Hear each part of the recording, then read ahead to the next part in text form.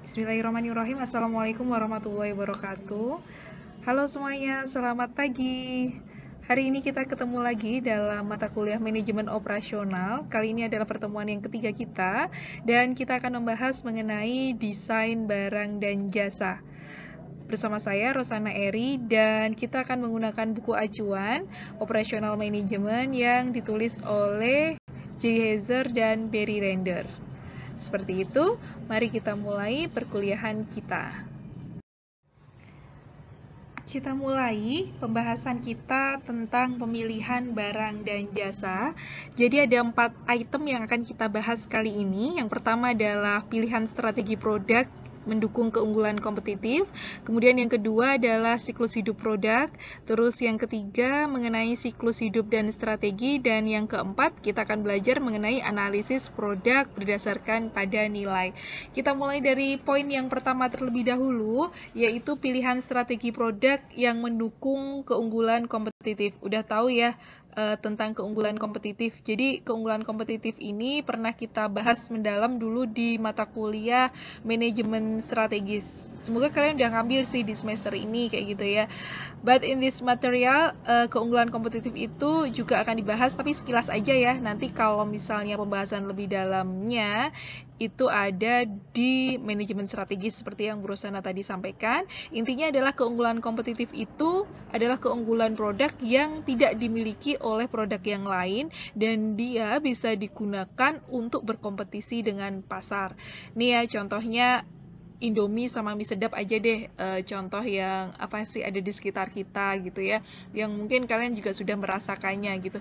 Keunggulan kompetitif dari Indomie dan mie sedap itu apa sih? Nah, misalnya nih Indomie, pasti kalau Bu Rosana tanya Indomie, keunggulan kompetitifnya adalah di rasanya, kayak gitu kan ya. Rasanya, rasa dari Indomie atau taste dari Indomie itu yang nggak bisa dimiliki oleh yang lain. Katanya sih mie yang paling enak ya Indomie gitu ya, terus Indomie goreng kayak gitu. Nah, itu rasanya yang nggak bisa dimiliki oleh mie yang lain. Nah, itu adalah keunggulan kompetitifnya. Meskipun Indomie goreng itu porsinya sedikit gitu ya, tapi orang-orang tetap beli itu. Kenapa? Karena rasanya itu enak dibandingkan yang lain kayak gitu dan nggak ada duanya kayak gitu. Terus kemudian mie sedap kalau mau bersaing pakai rasa juga, inovasi di rasa. Oh enggak, ternyata keunggulan dari mie sedap itu bukan rasanya, tapi ada di porsinya. Jadi sama-sama nih satu kemasan mie sedap sama Indomie. Kalau direbus itu mie sedap itu kan jadi mengembang lebih besar gitu ya karena inovasinya ada di situ gitu. Jadi lebih banyak porsinya gitu. Dan Indomie itu porsinya tetap aja sedikit kayak gitu. Nah, disitulah mie sedap itu kalau mau bersaing dengan Indomie itu nggak pakai inovasi rasa, tapi inovasi di tekstur mie-nya yang bisa mengembang jadi banyak dan kelihatan porsinya lebih besar. Seperti itu. Jadi masing-masing bersaing dengan keunggulannya sendiri-sendiri gitu. Mie sedap nggak perlu jadi seperti Indomie dan Indomie juga nggak perlu jadi seperti mie sedap kayak gitu. Jadi intinya adalah bersaing dengan keunggulannya sendiri-sendiri gitu ya, keunggulan kompetitifnya sendiri-sendiri. Kemudian yang kedua, kita akan membahas mengenai siklus hidup produk kayak gitu. Siklus hidup produk seperti manusia, hewan, tumbuhan dan makhluk hidup yang lain, itu tuh produk itu juga ada siklus hidupnya kayak gitu. Jadi sama gitu, ada life cycle-nya gitu. Produk itu punya siklus hidup, kalian bisa lihat nih di beberapa artikel atau beberapa pembahasan. Tapi intinya siklus hidup produk itu kayak gini nih. Produk itu ada fase yang pertama adalah fase perkenalan, introduction kayak gitu ya, fase introduction kayak gitu, fase-fase memperkenalkan diri kayak gitu. Terus kemudian ada fase pertumbuhan atau growth phase gitu ya, growth phase gitu, masa-masa apa sih, fase-fase pertumbuhan dari produk gitu. Terus kemudian ada tahap dewasa atau maturity phase atau tahap apa sih, dewasa, tahap dewasa lah dari sebuah produk kayak gitu ya, masa yang tua kayak gitu. Terus nanti ada tahap penurunan atau decline, masa-masa penurunan kayak gitu. Jadi produk itu sama kayak manusia gitu. Nanti lama-lama bertumbuh, muncul, bertumbuh, terus nanti pada akhirnya menurun kayak gitu. Nah, berikutnya kita akan membahas mengenai siklus hidup dan strategi. Karena tadi ada siklus hidup yang menurun, maka pasti harus ada strategi yang harus dipersiapkan oleh perusahaan, gitu kan? Supaya produk tersebut nggak mati. Ini contohnya nih ya, ketika Xiaomi pertama kali mengeluarkan produk, misalnya Xiaomi Redmi Note 9 Pro kayak gitu kan. Nah, pas awal kemunculan itu namanya adalah fase introduction atau fase perkenalan kayak gitu. Terus nanti kan akan mulai dikenal. Nah, itu namanya adalah fase bertumbuh. Nanti lama-lama fase yang matang, orang-orang udah pakai itu kayak gitu ya semuanya gitu. Tapi nanti lama-lama juga bisa menurun atau decline gitu kan. Nanti ada pesaing-pesaingnya memunculkan produk yang baru lagi, dan dia pasti nanti lama-lama akan menurun. Inovasi teknologi juga semakin tinggi, nanti dia akan semakin menurun lagi kayak gitu. Jadi perusahaan Xiaomi tadi tersebut harus mempersiapkan diri tuh untuk mengantisipasi penurunan itu. Contohnya dengan mempersiapkan produk yang merupakan upgrade dari Xiaomi Redmi Note 9 Pro itu tadi gitu. Misalnya jadi Redmi Note 10 Pro kayak gitu ya. Jadi dari generasi ke-9 jadi generasi ke-10 kayak gitu. Mungkin dengan iOS-nya yang lebih bagus, kameranya lebih jahat, atau apapun inovasinya kayak gitu kan. Terus kalau nggak mempersiapkan strategi seperti itu gimana? Kayak gitu ya, nanti lama-lama akan mati kan, dan akan digantikan oleh pesaing yang lain kayak gitu. Nah, itu adalah mengenai siklus hidup dan strategi.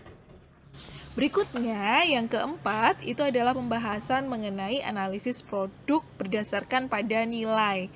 Jadi, ini adalah menganalisis nih, seberapa besar sih kontribusi produk ini ke perusahaan. Nilainya itu seperti apa di perusahaan? Besar nggak kontribusinya? Kayak gitu. Jadi, kontribusi di sini itu memang bisa diukur dengan dolar kayak gitu, dengan uang kayak gitu ya, tapi juga ada kontribusi-kontribusi yang lain yang kadang nggak ternilai kayak gitu, yang nggak bisa dinilai dengan nominal uang. Nah, ini adalah slide kedua kita gitu ya. Kita lanjut ke slide berikutnya. Berikutnya, kita akan membahas mengenai pengembangan produk. Ada 4 item yang akan kita bahas. Yang pertama adalah sistem pengembangan produk, yang kedua adalah pengembangan fungsi kualitas, yang ketiga mengorganisasikan pengembangan produk, yang keempat manufakturabilitas dan perekayasaan nilai. Kita bahas satu persatu. Dari yang pertama terlebih dahulu, yaitu mengenai pengembangan produk atau sistem pengembangan produk. Di sistem pengembangan produk, seperti apa pengembangan produk, itu ada 9 tahapan di sini. Yang tahap pertama itu adalah pengumpulan ide dari banyak tempat atau dari banyak sumber. Itu adalah tahap pertama ketika kita mau mengembangkan sebuah produk. Yang kedua, kita akan bertanya nih, setelah mengumpulkan ide, apakah perusahaan itu mampu mengambil ide tersebut atau tidak. Jadi kalau kalian punya ide nih kayak gitu ya, mau membuat usaha atau apapun, itu yang pertama pasti akan mencari ide. Setelah itu tanyakan apakah mampu untuk mengeksekusi atau mengambil ide tersebut atau tidak. Kemudian yang ketiga itu dengan melihat kebutuhan konsumen. Konsumen butuh nggak dengan ide tersebut atau produk tersebut kayak gitu. Jadi itu harus dipertanyakan. Jangan sampai membuat sebuah barang yang nggak dibutuhkan oleh konsumen. Terus yang keempat adalah functional specification atau bagaimana secara fungsi-fungsi produk itu bekerja. Produk itu tuh seperti apa sih fungsinya kayak gitu. Nah, itu harus dipikirkan kayak gitu. Berfungsi enggak gitu, bermanfaat atau enggak dan lain sebagainya gitu ya. Terus yang kelima adalah product specification atau bagaimana produk itu nanti akan dibuat, spesifikasinya seperti apa ketika dibuat, terdiri dari komponen apa aja, kayak gitu. Terus yang keenam adalah design review atau mereview atau meninjau kembali desainnya, apakah spesifikasi produk adalah yang terbaik ketika bertemu dengan keinginan konsumen. Nah, itu harus ditanyakan. Ini kayaknya jadi produk-produk kayak mesin atau apa gitu ya. Tapi kalau kalian menerapkannya misalnya usaha kalian misalnya food, itu juga bisa makanan kayak gitu ya. Misalnya adalah ketika produk spesifikasinya misalnya ingredientnya bahan-bahannya itu apa gitu ya. Nah, itu sama nggak sama kebutuhan konsumen. Nah, nanti kalian asosiasikan, bayangkan kayak gitu juga bisa kayak gitu ya. Atau kalian yang biasanya dalam pikiran kalian ketika manajemen operasional itu adalah kayak gadget dan lain sebagainya, itu juga bisa gitu ya. Jadi ini produk apapun gitu. Terus yang ketujuh adalah test market. Mengetahui pasar itu butuhnya itu seperti apa sih sebenarnya, daya beli konsumen itu seperti apa sih kayak gitu. Makanya penting banget bagi seorang anak yang kuliah di manajemen untuk bisa tahu, bisa ngerti caranya untuk tes pasar dengan riset dan lain sebagainya kayak gitu ya. Riset yang terstruktur dan enggak terstruktur atau semi terstruktur. Dan di manajemen operasional ini kan kita juga belajar ya untuk mengetahui keinginan pasar melalui mini project kita kayak gitu kan. Itu adalah salah satu caranya.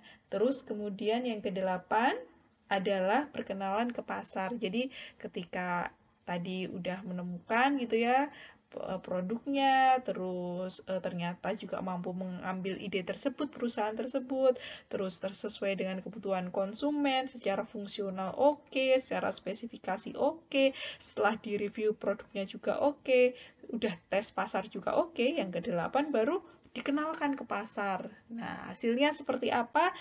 Habis itu tahap ke-9 yaitu adalah evaluasi. Sukses apa enggak sih? Kayak gitu. Jadi itu ya, ada 9 tahap dari pengembangan produk. Kemudian yang kedua adalah pengembangan fungsi kualitas atau sering disebut quality function development. Di sini ada 7 tahapan atau 7 langkah di sini ketika kita mau mengembangkan fungsi kualitas sebuah produk. Yang pertama itu adalah mengidentifikasi customer wants atau apa ya, keinginan konsumen itu tuh sebenarnya seperti apa sih kayak gitu. Nah, itu bisa dilakukan juga dengan tes market kayak tadi itu loh. Jadi sangat penting untuk anak manajemen tuh tahu caranya tes market, karena lagi-lagi kita akan dihadapkan dengan konsumen itu akan seperti apa. Nggak bisa kita memproduksi produk kayak gitu ya, hanya dalam pikiran kita aja kayak gitu, tanpa mengetahui keinginan pasar, keinginan konsumen itu seperti apa. Terus tahap yang kedua di sini adalah mengidentifikasi bagaimana barang atau jasa itu bisa memuaskan konsumennya. Jadi diidentifikasi nih, setelah konsumen inginnya seperti apa, terus bagaimana bisa memuaskan keinginan konsumen. Nanti dalam beberapa riset di manajemen itu juga beberapa teman-teman kalian atau kakak kelas kalian itu sering meneliti tentang kepuasan konsumennya. Itu juga penting banget kayak gitu.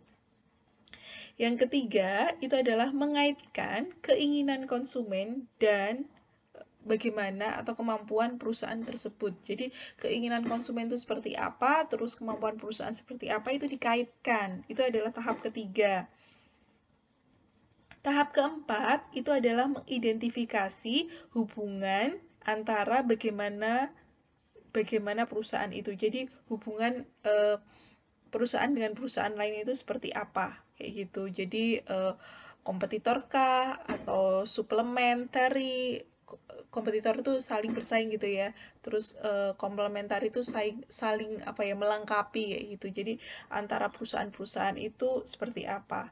Terus yang kelima itu membangun rating atau membangun peringkat gitu ya. Itu penting banget membangun rating di mata konsumen kayak gitu.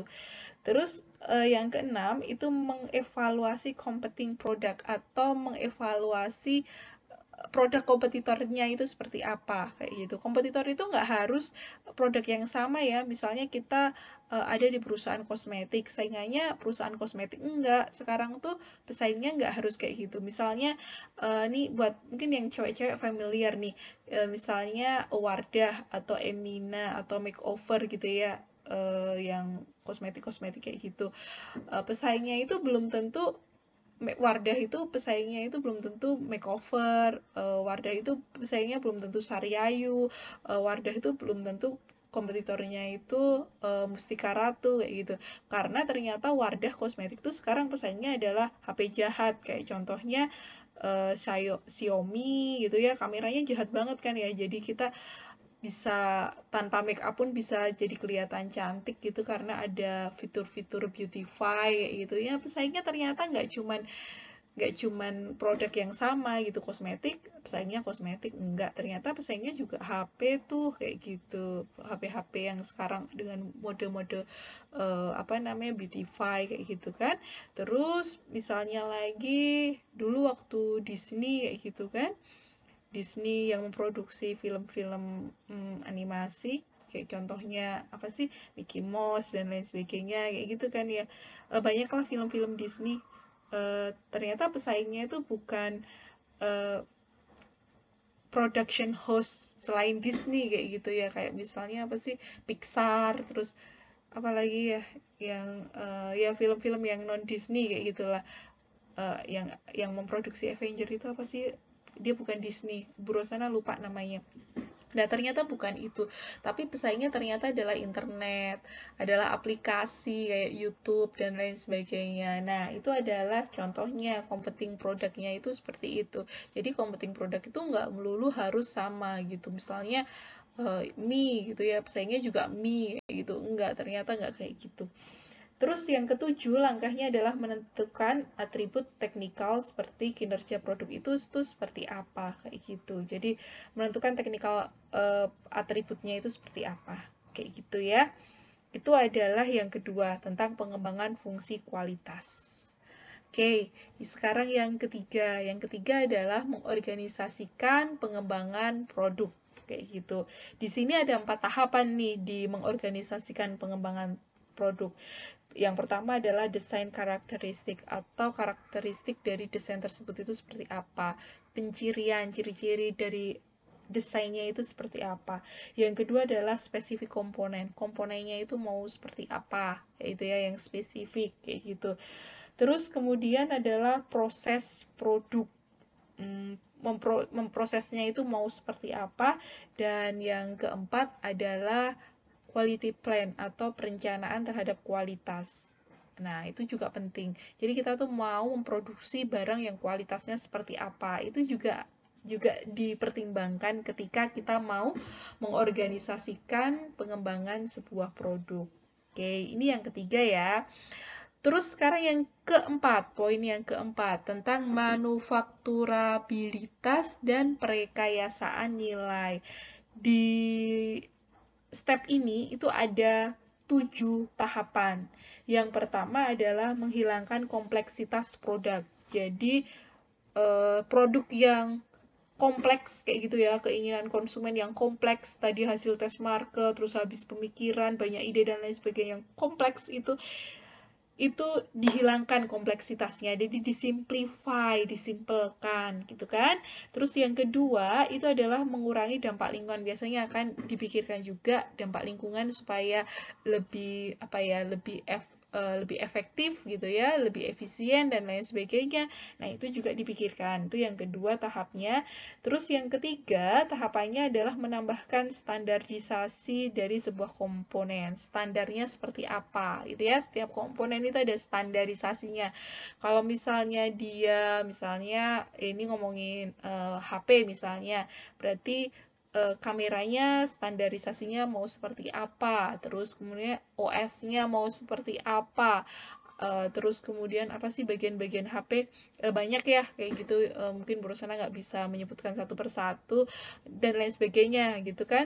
Terus misalnya kita ada di industri kosmetik misalnya, bedak misalnya atau apa. Nah, berarti komponen yang ada di bedak itu standarnya itu seperti apa gitu. Juga dengan produk-produk yang lain seperti produk makanan, minuman dan lain sebagainya gitu. Berikutnya adalah yang keempat, tahapnya meningkatkan aspek fungsional dari produk. Jadi bisa nggak ditingkatkan gitu dari segi fungsinya dari produk tersebut itu bisa apa enggak. Itu adalah tahap yang keempat. Tahap yang kelima adalah mengembangkan desain pekerjaan dan keamanan kerja. Jadi desain pekerjaannya seperti apa, keamanan dalam bekerjanya juga didesain sekalian sebelum memproduksi, Nah, berikutnya yang keenam tahapannya adalah mengembangkan maintainability. Maintenance itu perawatan gitu ya, sebuah produk itu seperti apa supaya terawat kayak gitu ya. Terus yang ketujuh adalah penguatan mengenai desain gitu. Jadi desainnya diperkuat lagi karena itu adalah keunggulan kompetitif ya buat perusahaan. Seperti itu. Berikutnya, kita akan membahas mengenai peluncuran desain produk. Ada 6 hal sih yang akan kita bahas di sini. Yang pertama adalah desain yang baik, yang kedua adalah desain modular, yang ketiga adalah desain berbantu komputer, yang keempat teknologi realitas virtual, yang kelima analisis nilai, dan yang terakhir adalah keberlanjutan dan penilaian siklus hidup. Kita mulai dari yang pertama terlebih dahulu, yaitu desain yang baik. Desain yang baik itu pengertiannya kalau versi buku nih ya, produk yang didesain sehingga dia akan sedikit variasi dalam produksi ataupun perakitan sehingga nggak berdampak pada kerugian ketika produksi. Kayak gitu sih. Jadi kan tadi ada pengumpulan ide, terus ada test market, dan lain sebagainya. Jadinya kan apa yang akan kita desain, suatu produk kayak gitu itu kan biasanya akan lebih kompleks ya. Nah, produk yang baik itu nanti sebisa mungkin itu akan yang seharusnya itu sedikit variasi. Sehingga nanti itu dalam produksi itu mudah, ketika perakitan mudah dan nggak berdampak pada kerugian ketika produksi. Itu sih kuncinya itu sebenarnya. Kemudian yang kedua adalah desain modular. Pengertiannya adalah produk yang didesain dengan pengelompokan komponen yang mudah. Misalnya dalam pelayanan jasa penerbangan misalnya gitu kan. Ini bagian dapurnya nih, misalnya pelayanan makan gitu ya, snacking time jam 10. Snacknya itu bilang aja fast food kayak gitu. Nah, nanti tuh perusahaan tuh kalau modular kayak gitu itu santai aja. Ketika fast food ya bisa aja kerja sama-sama Burger King atau nanti McD kayak gitu kalau nggak ada. Atau sama-sama mereka berbahan roti, keju, selada, daging gitu ya, saus yang sama kayak gitu.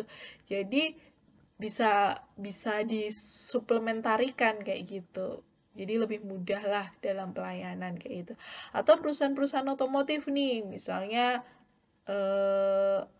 apa gitu ya spare partnya gitu. Perusahaan kurang paham sih kalau spare partnya motor itu ada apa aja. Mungkin anak-anak cowok lebih tahu gitu ya. Suzuki, Honda dan lain sebagainya. Mereka kalau desainnya modular mereka tuh bisa pakai produksi mana sih kayak gitu spare partnya gitu jadi nggak harus beli kan ya karena bisa pakai yang lain gitu. Terus yang ketiga itu adalah desain berbantu komputer. Ini udah banyak sih kalau zaman sekarang ya. Jadi pakai software-software tertentu mulai dari desain, perakitan, dan lain sebagainya. Banyak lah kayak gitu. Terus teknologi realitas virtual itu yang keempat, sorry. Yang keempat. Jadi kalau virtual ini di masa COVID-19 kayak gini, itu jauh lebih cepat ya berkembangnya teknologi virtual karena sekarang apa-apa itu pakainya virtual, bahkan kuliah kita pun virtual gitu. Teknologi virtual itu tuh pengertiannya kayak gini. Jadi bentuk komunikasi yang gambar itu tuh bisa menggantikan real tapi tetap bisa respon interaktif. Nah, kayak kita nih gitu misalnya nanti kita pakai Google Meet atau kita pakai video call atau pakai Zoom gitu kan ya. Komunikasinya kan akan digantikan sama gambar kan ya. Akan digantikan dengan foto kita gitu ya atau apa sih yang ada di layar gitu tapi kita sendiri itu sebenarnya kitanya sendiri itu sebenarnya nggak hadir gitu tapi itu bisa respon secara interaktif. Nah itu adalah virtual. Terus berikutnya adalah analisis nilai. Jadi di analisis nih nilainya seperti apa sebuah produk tersebut gitu. Jadi ini adalah mereview kesuksesan produk tersebut dilihat dari proses produksinya. Itu adalah pengertiannya kayak gitu. Jadi review kesuksesan sebuah produk yang dilihat dari proses produksi. Dan yang terakhir itu adalah keberlanjutan dan penilaian siklus hidup. Nah, penilaian siklus hidup kita udah bahas ya di slide-slide sebelumnya tadi. Kayak gitu. Berikutnya, kita akan membahas mengenai rangkaian kesatuan pengembangan produk. Ada 3 hal yang akan kita bahas di sini. Jadi, ini tuh mirip banget sama pembahasan di marketing management atau international marketing management. Brosan pernah ngajar nih yang international marketing management. Tapi kalau di international marketing management itu lebih di kacamata atau perspektif pemasaran. Nah, kalau di manajemen operasional itu lebih melihat ke produknya, bagaimana mengembangkan produknya gitu ya. Kalau di international marketing itu lebih ke bagaimana memasarkannya kayak gitu. Meskipun ada cara-cara ini juga dipakai di beberapa strategi yang lain kayak gitu, seperti di pemasaran gitu ya. Tapi lagi-lagi kita akan membahas dari sisi produknya karena kita ada di mata kuliah manajemen operasional. Yang pertama adalah akuisisi atau membeli teknologi dengan mengakuisisi perusahaan. Jadi, kalau kita mau beli teknologi, sekalian akuisisi perusahaannya, kayak gitu. Yang kedua, itu adalah joint venture. Yang ketiga, itu adalah aliansi. Kita bahas satu persatu terlebih dahulu ya. Yang pertama adalah membeli teknologi dengan mengakuisisi perusahaan. Contohnya nih, tahun sekitar 2014 kalau nggak salah. Jadi, Facebook itu mengakuisisi WhatsApp. Kayak gitu. Jadi teknologinya dibeli atau dibelilah istilahnya kayak gitu ya. Itu sekalian diakuisisi perusahaannya. Jadi sejak tahun 2014-an lah ya. Itu si WhatsApp itu jadi kayak ada story-nya, ada statusnya gitu, ada fitur statusnya yang itu tuh biasanya ada di Facebook atau di Instagram kayak gitu. Mungkin kalian pernah mengalami masa-masa itu ya. Dulu WhatsApp itu ya alat komunikasi aja, chat kayak gitu, terus habis itu ada story-story-nya kayak gitu. Nah, itu adalah membeli teknologi dengan mengakuisisi perusahaan, contohnya kayak gitu. Kemudian, yang kedua itu adalah joint venture. Joint venture itu artinya kayak gini nih. Jadi perusahaan tuh melakukan join itu apa ya? Join tuh gabung gitu ya. Join gabung gitu. Gabung kepunyaan gitu untuk meraih produk baru atau pasar baru. Contoh, PT Nestle Indofood Cita Rasa. Mungkin kalian sering dengar ini, PT Nestle Indofood Cita Rasa. Itu tuh gabungan dari PT Nestle dan PT Indofood Sukses Makmur. Jadi ada produk-produk dari Nestle yang juga Indofood, Nestle Indofood gitu ya. Nah, itu tuh ada beberapa produknya kayak gitu. Yang dia tuh gabungan dari PT Nestle yang dulunya terkenal dengan Cerelac dan lain sebagainya ketika berusaha masih kecil, dan PT Indofood yang terkenal dengan Indomie dan berbagai saus-sausnya gitu yang mereka join kayak gitu untuk meraih pasar baru dan produk baru gitu. Terus yang ketiga itu aliansi gitu. Aliansi itu artinya adalah kesepakatan bersama yang mengizinkan perusahaan itu tetap independen dan tetap mengejar strategi-strategi dengan misi-misi mereka sendiri-sendiri kayak gitu. Jadi tapi mereka beraliansi gitu. Mereka bekerja sama untuk itu. Contoh nih Nokia dan Microsoft itu dulu pernah mereka tuh gabung gitu ya. Waktu itu tuh Nokia nggak bisa mengimbangi teknologi BlackBerry, dan setelah itu teknologi Android. Terus si Nokia ini keluar dengan teknologi Microsoft kayak gitu. Nah, dia beraliansi dengan Microsoft waktu itu. Ya, Microsoft dengan Microsoftnya, Nokia dan Nokia beraliansi dengan Microsoft dan mengejar sesuatu sendiri kayak gitu. Tapi mereka itu sendiri-sendiri antara Nokia dan Microsoft itu kayak gitu. Kalau dicontoh di buku tuh Mercedes-Benz, Ford Motor, dan Ballard Motor System itu tuh pernah bikin kayak aliansi gitu untuk menciptakan green card gitu. Jadi mobil ramah lingkungan kayak gitulah antara Mercedes, Ford, and Ballard. Ya mereka sendiri-sendiri kayak gitu dengan misinya sendiri-sendiri kayak gitu. Tapi mereka beraliansi untuk menciptakan mobil yang ramah lingkungan. Ya kayak gitulah kira-kira. Oke, berikutnya adalah pendefinisian produk. Kita akan bahas ini. Ada 2 hal yang akan kita bahas. Yang pertama adalah keputusan untuk buat atau beli, dan yang kedua adalah teknologi kelompok. Kayak gitu. Jadi, keputusan buat atau beli ini banyak sekali difikirkan gitu ya di manajemen operasional, lebih efisien yang mana antara buat ataupun beli. Contohnya nih ketika iPhone kayak gitu, dalamnya dia kan nggak pakai Android ya, dia pakai sistem sendiri kayak gitu. Tapi untuk spare part yang lainnya dia juga sering memesan dari perusahaan lain. Misalnya nih screen-nya dia pesan di misalnya di HTC, terus kemudian keyboardnya dia pesan di mana namanya sistem keyboard dan lain sebagainya dia pesan di Samsung dan lain sebagainya. Jadi seperti itu, tapi sistemnya itu punyanya iPhone yang apa memang dia punya keunggulan kompetitif dia di situ yang dia jaga sungguh-sungguh kayak gitu. Begitu juga dengan Samsung. Samsung itu screen-nya itu pesan di mana, terus kemudian apanya pesan di mana gitu ya, dan mana yang harus buat, mana yang harus beli. Nah itu mereka biasanya melihat keunggulan kompetitif dari perusahaan mereka kayak gitu sih. Terus kemudian yang kedua bisa juga dengan teknologi kelompok. Jadi antara beberapa perusahaan gabung jadi satu untuk membuat sebuah teknologi, itu juga bisa terjadi. Jadi ini pembahasan-pembahasan yang internal perusahaan itu mereka strateginya mau seperti apa. Kayak gitu sih. Jadi keputusan buat atau beli atau menggunakan teknologi kelompok. Demikian perkuliahan kita pada pagi hari ini. Semoga bermanfaat. Dan jika kalian berkenan, kalian bisa subscribe, bisa bunyikan lonceng, dan jangan lupa untuk komen dengan nama kalian, kelas, dan juga NIM. Seperti itu aja. Maaf bila banyak salah-salah saya. Wabillahi taufik. Wassalamualaikum warahmatullahi wabarakatuh.